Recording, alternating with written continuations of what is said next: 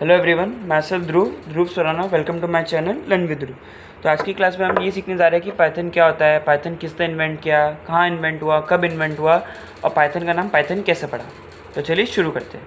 तो Python basically एक programming language है। वो यूज़ होता है वेब डेवलपमेंट के लिए, सॉफ्टवेयर डेवलपमेंट के लिए और सिस्टम स्क्रिप्टिंग के लिए।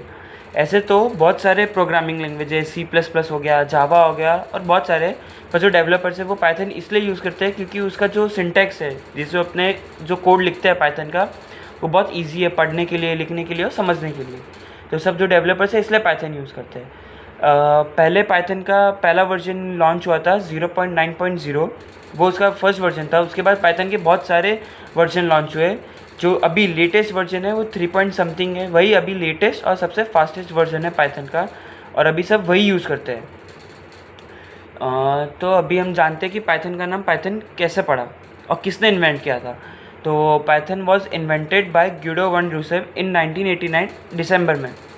पाइथन का नाम पाइथन कैसे पड़ा, तो जो उनकी जो जिन्होंने इन्वेंट किया था ग्यूडो वन रूसेव, वो एक सर्कस में गए थे, मॉन्टी पाइथन्स फ्लाइंग सर्कस। ये जो सर्कस था वो लेटर 1970s में बहुत फेमस था because of its unpredictable humour और क्रिएटिविटी के लिए। तो वो उसी सर्कस का स्क्रिप्ट पढ़ रहे थे। एक्चुअली जब पाइथन लॉन्च नहीं हुआ था तब जो ग्यूडो वैन रीसम थे वो अपनी प्रोग्रामिंग लैंग्वेज के लिए एक नाम ढूंढ रहे थे। तो जो ऐसा नाम ढूंढ रहे थे जो बहुत यूनिक हो, एकदम मिस्टीरियस और ऐसा नाम हो जो एकदम दिमाग में पढ़ते ही आ जाए कि भाई ये पाइथन है क्या। तो जब वो उसकी स्क्रिप्ट पढ़ रहे थे तो उनको मॉन्टी पाइथन्स फ्लाइंग सर्कस में से पाइथन वर्ड जो था वो बहुत पसंद आया। तो उन्होंने सोचा यही मैं मेरे प्रोग्रामिंग लैंग्वेज का नाम रख देता हूँ। तो तब से ही वो पाइथन बोला जाता है तब से। तो पाइथन में कितने मोड होते हैं रन करने के, तो ये जानते हैं हम लोग। तो पाइथन में दो ही मोड होते हैं रन करने के लिए, एक इंटरप्रेटर मोड होता है और एक स्क्रिप्ट मोड होता है। तो जो इंटरप्रेटर मोड होता है वो लाइन बाय लाइन अपन को आउटपुट देता है। जैसे कि मैंने एक वेरिएबल लिया है a=2, दूसरा वेरिएबल लिया b=2। तो जब अगर मैं चाहूँगा कि मेरे को इसको प्लस करना है तो a+b करूँगा, तो जैसे ही मैं एंटर करूँगा तब जाके मेरा आउटपुट आ जाएगा 4।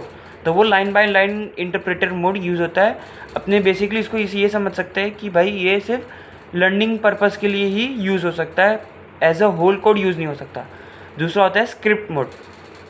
तो स्क्रिप्ट मोड अपने काम की चीज़ है। स्क्रिप्ट मोड में अपने फुल लाइन ऑफ कोड्स लिख सकते हैं। उसमें लाइन बाय लाइन नहीं आता कोड, उसमें अपने पूरा कोड ख़त्म कर सकते हैं और फिर उसको एट द एंड प्रिंट लिख के, जो भी अपन ने वेरिएबल बनाया जिसके अंदर भी स्टोर किया है उसमें प्रिंट के अंदर डाल के वो अपने कर सकते हैं। तो फिर वो जाके वो इंटरप्रेटिव मोड में रन होता है।